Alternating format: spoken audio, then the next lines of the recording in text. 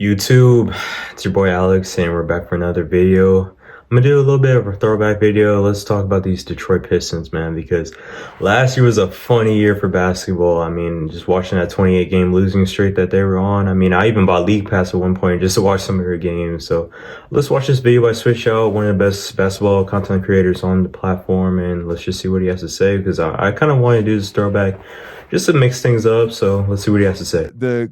The cultural shift of players coming in now. We not, on our team, it's almost like we got practice tomorrow. You know what I'm saying? And this is not me knocking my teammates, because we had a really a hard, real practice. You know what I'm saying? But our team is they're on a team with me. So we talk about this stuff. You know what I'm saying? And I'm like, look, this the way it is, this the way it goes sometimes. And they'll accept it. But when you don't have somebody on your team that's letting you know how it should be, and they respect you enough because they see your real behavior, just imagine what's really happening. There's so many teams out there that don't have it. You know what I'm saying? So they're probably really getting up why are we doing this? You know what I'm saying? Why would we be practicing? Okay. So do you guys think that it's a mindset issue over these young players now, because they getting these big contracts, all this money, so it's just why do I have to work as hard? That's basically kind of going to what Dane was saying. So that's why I think they need some veteran leadership in that locker room so that they can help them out. All right, man. I really didn't want to make this video, and I was hoping that the streak would end before we reached historic. And bro, when I tell you I bought League Pass just so I can watch their games, I'm not kidding. Detroit Pistons, as I've and I think I bought it the day they played the Celtics, which gave them their 27th loss consecutively. It was just all of American pro sports. Man, that was just something else to witness that year. 29 today, but currently 28 consecutive losses, which ties the record for the most consecutive losses by a team in NBA history. This year, they've already broken the record for the most consecutive losses in the season, breaking Sam Hinkie's record when he was actively trying to tank. That team was purposefully trying to lose, signing G League players and accessory pieces that shouldn't have been getting the minutes they got to get Joel Embiid and Ben Simmons, etc. And also the post-LeBron Cavs after he left, and they got absolutely nothing in return. At least I'm glad the Detroit Lions are doing good though. I want them to go to the Super Bowl. Gets rid of it. Incomplete. And now the Cowboys maintain their lead. They start their season against the conference champion. I felt so bad for Cade. This dude was dropping 30, 40 pieces, and they were still losing games. It was just sad to watch. And it's truly a promising start for an organization that's been terrible for going on 2 decades now. They're following 2 games. They beat Charlotte and Chicago convincingly, and they actually have their first above 500 record with multiple games played in the season since 2018. That's 5 years ago. And why Pistons fans really have a reason to this game specifically against Utah, they should have won that. I think the majority of all their starters were out that game. You were basically playing against G League players and you can win that game. That's where you really got to look at yourselves in the mirror and just say, hey, well, guys, what are we doing here? With that beautiful rebuild in OKC. I'm talking about the rebuild that got Russell Westbrook and James Harden and Kevin Durant.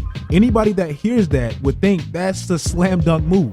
But even if you look at his first draft move, it really turned into a disaster, and it's been a great representation of his tenure ever since. He drafted Killian Hayes with the 5th pick. Yeah, that Killian Hayes pick, man, because that would be much better. It was so bad in hindsight. Actually score, but he literally can. Since he's been drafted, he has. And I thought that he had good potential too, because what is Killian 6'5", 190, 180, something like that? I thought he had at least some decent potential to at least develop into a decent 26 minutes rotational piece. In that span, out of everybody that gets the just never worked out. Actually does. He's by far the least efficient. And what obviously makes this pick even worse, and I'm not trying to hone in specifically on the Pistons because multiple teams missed out on these players, but he was drafted over Tyrese Halliburton, arguably the most efficient young player in the league now. Also, could you guys imagine Tyrese Maxey or Tyrese Halliburton next to Cade though? That would be a nice backcourt. To a stalled out, stagnant, regressing rebuild. And I want to talk about their best player, Cade Cunningham, for a quick second. Since Detroit has been on this historically bad losing streak, I've watched about 6 or 7 of their games closely, really trying to see why they're so bad. but it's hard to judge him harshly with the terrible construction of this roster, and that goes back to Troy Weaver. It's no secret, I'm sure you've heard this all over the sports media, but the Pistons have some of the worst spacing in the sport, which leads to him getting... Okay, if you're Cade and the Pistons don't make the playoffs or show signs of improvement in free agency, where do you guys think that he should go? I think maybe a team like Miami could use his services. Possessions out of everybody at the top of that category. The Detroit Pistons are dead. Not San Antonio because they already have Stephon Castle. So again, even though I'm not the biggest fan as far as Cade being a light, yeah, probably Miami would probably be a good fit even the for him. stuff that he is great at, he can't even maximize because the construction of the roster is that terrible. I saw Rusty Buckets tweet something that I've actually been thinking for a while now. Shout out Rusty. But I believe the age of the wing defender that's an absolute zero offensively is dead now. It's over. The Pistons currently have two of those guys that get significant minutes and their top 5 draft picks, Killian Hayes and Asar Thompson. I'm not trying to bully this pick because I actually like him as a... That hurts because Killian and Amen, they really can't shoot consistently. So, I mean, that hurt their spacing. So that's why they had one of the worst Alec Burke, who's having the worst spacing and Killian Hayes. Also, in the league last season. Why this team is actually such a disaster to watch. The Detroit Pistons gave Monty Williams the biggest, most... And that Monty Williams contract, oh brother, I mean... I don't want to say everything is Monty because he could be low-hanging fruit going back to his tenure and how stuff ended with Phoenix. But damn, bro, this is terrible. Jaden Ivey being benched for Killian Hayes. I'm not sure how I feel about that. A lot of times they blow leads because they send out... Yeah, I'm so glad Jaden Ivey's doing so well this season, though. He's really proven that he should not have come off the bench. Trying to get a win, and your roster really isn't that deep. Like, that's kind of outdated. And I'm not saying it's all his fault, but a good part of it has to be. They have some of the worst late game executions that I believe I've ever seen in my entire life. And the stats prove it. In the clutch this season, these are games they could have won.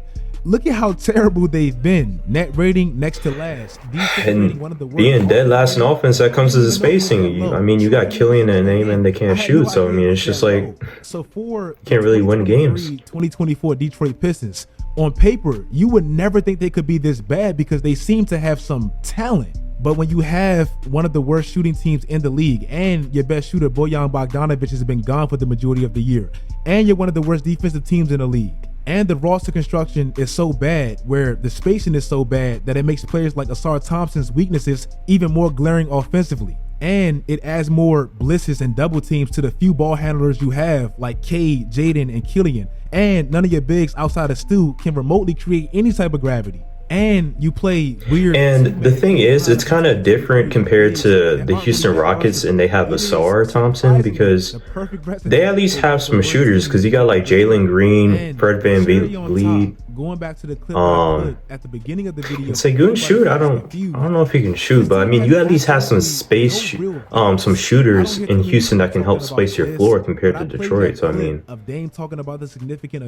really just shows that spacing can just kill your offensive rating and your offense if you just can't shoot. Which in essence means no player guidance, which ultimately means a much harder job for Monty.